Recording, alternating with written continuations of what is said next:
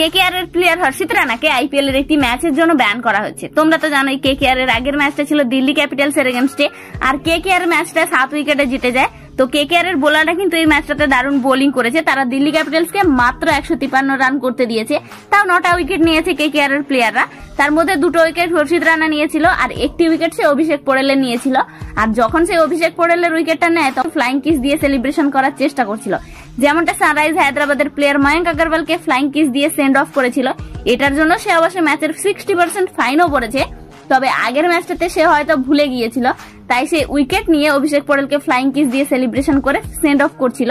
তবে তাকে নিয়ে একটা রিপোর্ট এসেছে যে আইপিএল এ 100% ম্যাচ ফাইন করা হয়েছে হর্ষিত রানাকে, আর একটি ম্যাচ থেকে তাকে ব্যানও করা হয়েছে। তো কিছু জন বলছে যে অভিষেক পোড়েলকে সেন্ড অফ দেওয়ার জন্য হর্ষিত রানাকে ব্যান করে ঠিকই করা হয়েছে, আর কেকেআর এর ফ্যানরা বলছে যে হর্ষিত রানা পুরোপুরি ফ্লাইং কিস দিয়ে সেন্ড অফ করেনি এই ম্যাচটাতে, তাহলে তাকে কেন ব্যান করা হলো। তো যাই হোক, পোস্ট ম্যাচ প্রেজেন্টেশনে কিন্তু হর্ষিত রানা এই বিষয়ে স্ট্যান্ড অফের ব্যাপারটা নিয়ে ক্ষমাও চেয়েছে। তবে তাকে ব্যান করা হয়েছে কিনা সেটা নিয়ে সে কোনো কথাই বলেনি।